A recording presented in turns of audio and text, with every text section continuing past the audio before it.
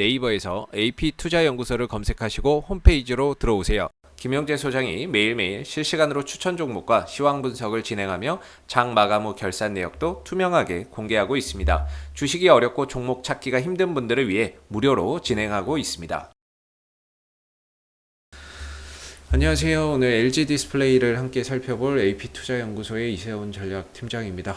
코드 번호는 034220번이 되겠고요. 현재 시각은 6월 30일 2시 50분을 지나가고 있는 시점이 되겠습니다.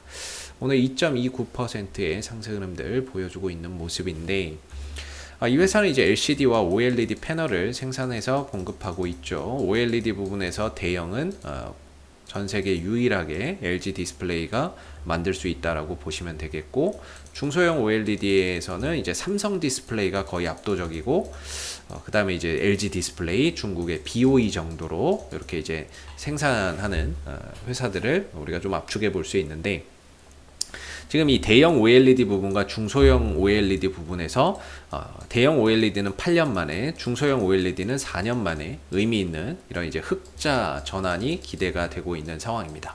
네, 흑자가 기대가 되고 있는 상황이고, 올해 이제 LG 디스플레이가 1년 기준으로, 연간 기준으로 흑자를 기록할 것으로 보고 있는데, 기존에는 영업이익을 2조 원 정도 전망을 했거든요. 근데 이게 지금 3조 원 정도까지 확대가 되고 있는 상황이고요. 전망치가 높여지고 있는 상황이고, 그 이유는 OLED의 결국 이제 흑자 전환 가능성, 이런 부분들이 좀 대두가 되면서 영업이익 전망치가 상당히 높아졌습니다. 그리고 2분기 실적에서 발표될 이제 영업이익 또한 기존에 한 4,800억대 정도를 전망을 했는데, 일각의 증권사에서 7천억까지 나올 거다, 이렇게 하면서 전반적으로 최근에 이제 분위기, LG 디스플레이의 전반적인 분위기가 180도 좀 달라진 모습을 나타내고 있습니다. 그래서 올해의 흑자는 뭐 기정사실화였죠. 대신에 이제 얼마를 내느냐의 문제였는데, 그 흑자 폭이 기존에 예상했던 것보다 훨씬 더 증가되는 수치를 기록할 것으로 전망되면서 전반적으로 이제 분위기나 이런 것들이 최근에 또 다시 바뀌고 있는데요. 그동안에 이런 좋은 전망이 예상됨에도 주가가 가장 못 갔던 가장 큰 이유는 결국에 저는 뭐 이제 공매도 때문이 아니었나, 이렇게 좀 생각을 하고 있는데, 좋은 업황 속에서도 그동안에 사실 뭐 굉장히 어떻게 보면 좀 답답한 흐름을 가져갔었죠. 이렇게 좀 박스권 흐름 속에서 답답하게 흘러갔었고, 어떤 때는 이제 좀 위기적인 부분들, 위기나 이런 부분들도 좀 있었고, 다행히 그 위기를 좀 잘 극복해서 현재는 다시 안정권에 좀 들어와 있었는데, 이렇게 좀 답답한 흐름을 보일 수 있었던 부분들이 결국에 이런 공매도 때문이 아니었나라고 생각이 듭니다. 공매도나 이런 부분들이 5월 3일날 재개 이후에 큰 폭의 공매도가 계속해서 좀 나오게 되면서 주가를 좀 짓눌렀다라고 생각이 들고요. 다만 최근에 이제 공매도가 많이 줄었어요. 공매도가 이전에 비해서 확실히 수량이나 이런 것들이 많이 줄어 있는 상황입니다. 그리고 여기서 또 의미 있는 게 이제 대차 거래인데요. 대차 잔고나 이런 것들이 조금씩 줄어들고 있습니다. 대차라고 하는 건 결국에 이제 주식을 빌려가는 사람들, 상환이라고 하는 건 빌려갔던 거를 갚는 부분들이라고 봐야 되는데, 한때 하루에만 뭐 170만 주, 190만 주씩 빌려갔습니다. 외국인들이, 거의 외국인들이 주도적으로 빌려갖고 공매도를 쳤거든요. 근데 얘네들이 이제 빌려가는 수량이 확 줄었어요. 지난 6월 25일, 지난주 금요일부터 이번 월요일, 화요일 전반적으로 빌려가는 주식을 빌려가는 규모가 확 줄었습니다. 빌려간다는 건 일반적으로 얘네들 공매도 치기 위해서 빌려가는구나, 이렇게 생각을 하거든요. 근데 그 수량이 줄었다는 건 공매도나 이런 부분들이 상대적으로 압박에서 좀 자유로워졌다라는 의미일 수 있는 거죠. 그리고 오히려 이제 그동안에 공매도 쳤던 또는 빌려갔던 주식을 되사서 갚는 수량들이 훨씬 더 늘어나고 있습니다.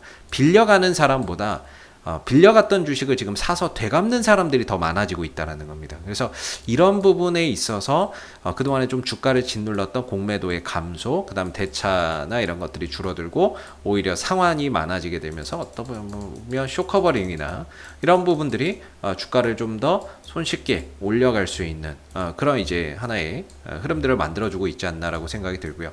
그동안에 주가를 못 가게 만들었던 이런 원인들이 지금은 조금씩 해결 기미를 보이고 있는 것 같습니다. 그래서 주가나 이런 부분들이 좀 더 손쉽게, 왜냐면 문제가 됐던 부분들이 하나씩 좀 해소가 되고 있으니까 그런 부분에 있어서 좀 더 쉽게 주가가 올라갈 수 있는 그런 이제 분위기를 좀 만들고 있는 게 아닌가 싶은데요. 기술적인 관점에서는 24,700원을 좀 저항대로 저는 이제 좀 보고 있는 부분들이 되겠고요. 아래로는 22,000원 정도를 좀 지지 라인으로 보고 있는데 어느 순간부터는 저점이 조금씩 높아지고 있는 부분들이 되겠습니다. 그래서 지금은 이제 어떻게 보면 박스권인데 이 박스권 안에서 저점을 좀 높여가는 이런 형국이라서 1차적인 지지 방어선을 저는 23,000원 정도에 좀 두고 현재로서는 봐야 된다라고 보고요.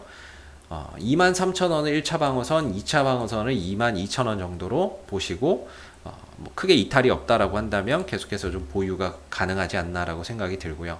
그리고 이제 저항대로는 24,700원짜리가 계속 저항인데 오늘도 역시나 이제 돌파 시도를 좀 했는데 24,700원을 넘어서지는 좀 못하고 있는 것 같아요.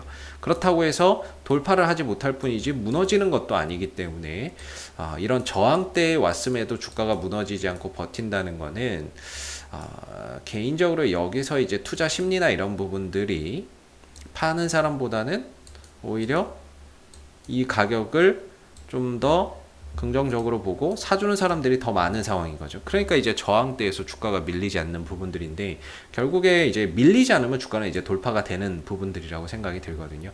거기서 이제 외국인들과 기관들의 매수까지 오늘 이제 이어졌다라는 점에서 상당히 긍정적인 것 같고요. 물론 이 매수세가 단발성으로 끝난다고 한다면 내일 또 쉬어가겠죠. 근데 지금 이제 대차장고도 줄어들고 있고 공매도도 줄어들고 있고 환매수나 이런 것들이 좀 들어오는 부분이기 때문에 쇼커버링이 좀 더 가속화된다면은 오히려 이 자리 손쉽게 좀 돌파되는 그림. 그리고 외인들 그동안에 외국인들이 공매도 엄청 쳐놨거든요. 5월 3일부터 한번 볼까요? 5월 3일부터 얘네들 매도 치는 거 보면 아주 기겁을 합니다. 지금 막 한 2천만 주가량. 최근 이 한 두 달 동안 한 4월 달부터 해갖고 5월 달 이렇게 해서 최근 두 달 동안에 거의 2천만 주 정도를 이제 거의 때려 부었는데 공매도도 그러니까 대차나 이런 부분들도 이만큼이에요. 최근에 한번 보시면은 다시 지난 이제 사용자 지정으로 5월 3일부터 우리나라가 이제 공매도가 재개가 됐으니까 5월 3일부터 어제까지에 보면 외국인들이 주식을 빌려준 게 3,100만 주입니다.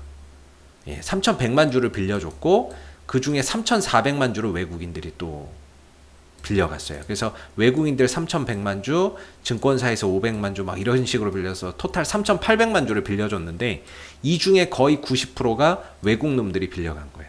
그 중에 이런 것들이 이제 또 공매도나 이런 걸로 터져 나온 거죠. 네.